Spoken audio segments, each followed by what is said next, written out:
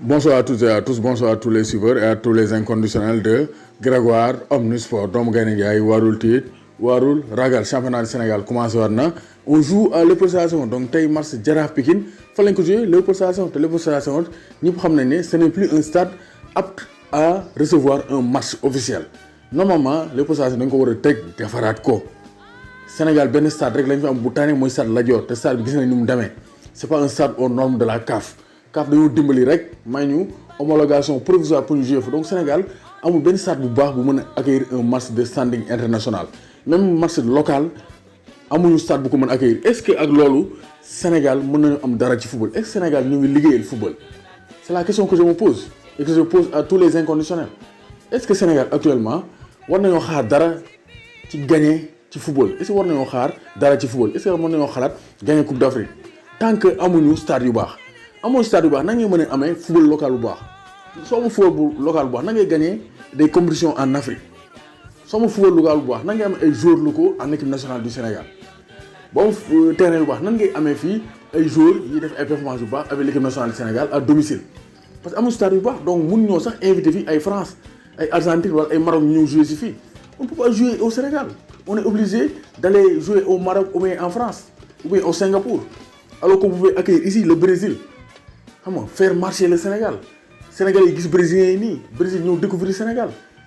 jox beneen tournée donc touristique à l'équipe nationale ou bien au pays sénégalais donc ça c'est un cri de cœur qu'on lance encore le ministre Matar Ba vraiment le budget est passé de 15 à 24 milliards donc il faut réfectionner les stades parce que stade dañ ko waroon réfectionner defar ay stades yu baax Diourbel stade Ely Manel Fall bi même chose Diourbel fala Sonacos war di recevoir warul dem Saloum donc quand même vraiment il faut qu'on revoie notre politique sportive Sénégal baaxul on doit d'abord avoir de bons stades avant de prétendre gagner une coupe d'Afrique nañu wante dëgg sama gars yi donc ayons de très bons stades on lance un appel au ministère des Sports au président à la fédération construisez-nous de très bons stades démb yëpp dañ ko war a defaraat ñoom ay stades yu fonctionnels ñu mën a def ay compétitions yu baax compétition petite catégorie booy commencé football am compétition bu demee ay coupe du monde ñu mën a rivaliser ak seen morom yi donc foog ñoom ay stades yu baax balaa ñuy xalaat gagner dara ci football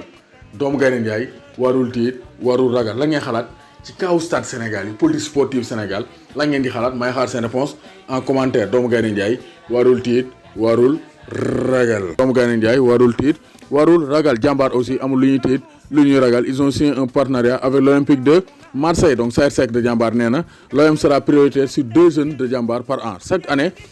l'OM mooy xool ñaari joueurs yi ko gën a neex ci Jambaar mu jël leen avant yéen club yi di jël donc Jambaar vient de signer un partenariat donc avec l'Olympique de Marseille quels sont les axes de cette collaboration donc d'abord je veux dire qu'on est vraiment satisfait donc loolu la Saër Seck tontu ci question boobu nee na il est satisfait parce que quand même c'est une bonne chose d'avoir un partenariat avec un grand club comme l'Olympique de Marseille c'est prévu dans la plateforme que Marseille puisse se rendre au Sénégal pour faire des matchs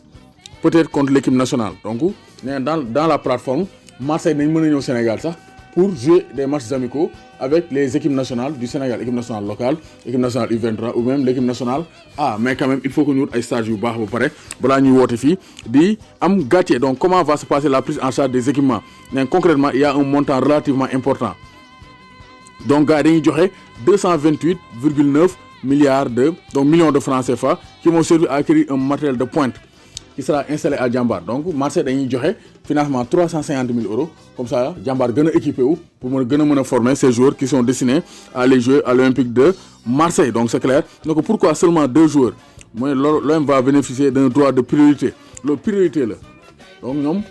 ñooy ñëw tànn ba pare 2 bu leen neexee jël plus de 2 mais dañuy tànn 2 yu leen neex ba pare avant yenn club yi di jël parce que ñoom ñoo am priorité donc ça aussi c'est une bonne nouvelle pour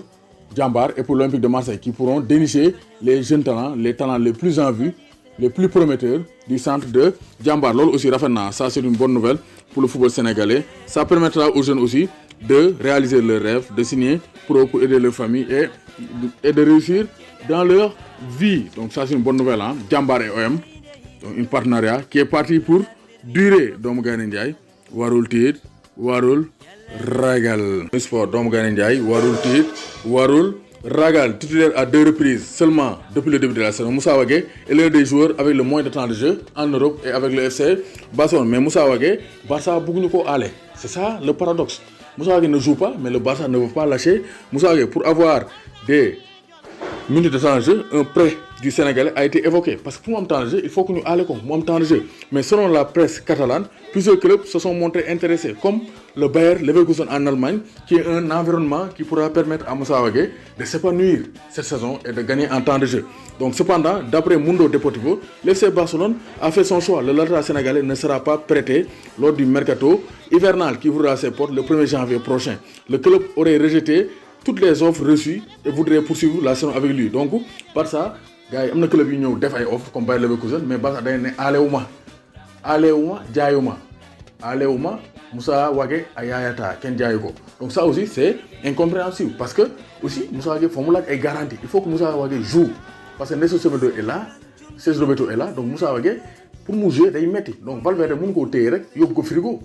Des fois, mu génne ko utiliser ko dugalaat ko frigo. Donc Moussa Wagué, il faut que mu nekk sur le terrain parce que c'est un joueur talentueux. Titulaire mardi dernier face à l'Inter, et non ce Valverde qui voulait dès le début de la saison au milieu de terrain. Après, il a faussé ses calculs parce que ci biir milieu bi dafa am embouteillage. Peut-être avec le départ d'Arturo Vidal au mercato hivernal, peut-être au milieu de terrain ça va se désengorger. Peut-être dina libéré wu mu dugalaat Sergio Roberto au milieu de terrain yow Moussa Wagué doublure Nelson Semedo. En tout cas, il faut que Moussa Wagué laaj ay garantie pour rester au FC Barcelone parce que mënu faa toog di cirer banc bi wala di dem frigo. Moussa Wagué il doit jouer et il doit le faire savoir à Valverde, sinon na ko bàyyi mu dem Allemagne et il aura du temps de jeu parce qu'on a besoin ici au Sénégal en équipe nationale de Moussa Wagué qui joue pour concurrencer Lamine Gassama. doomu Gaynde Njaay warul tiit warul ragal. N'oubliez pas de vous abonner, de abonner chaîne YouTube Grégoire, d'aimer, de partager vidéo yi. Dem leen aussi compte Instagram Grégoire. Ngeen tapez Grégoire Omnisport sur Instagram ngeen abonné wu. Parce que foofu aussi nañ fa def ay direct ngeen mën di woote en direct yi di saf-saf. Dem leen aussi page Facebook Grégoire ngeen abonné foofu parce que naa fay partager vidéo yi. Donc Grégoire partout. Allah accu amul bàyyi.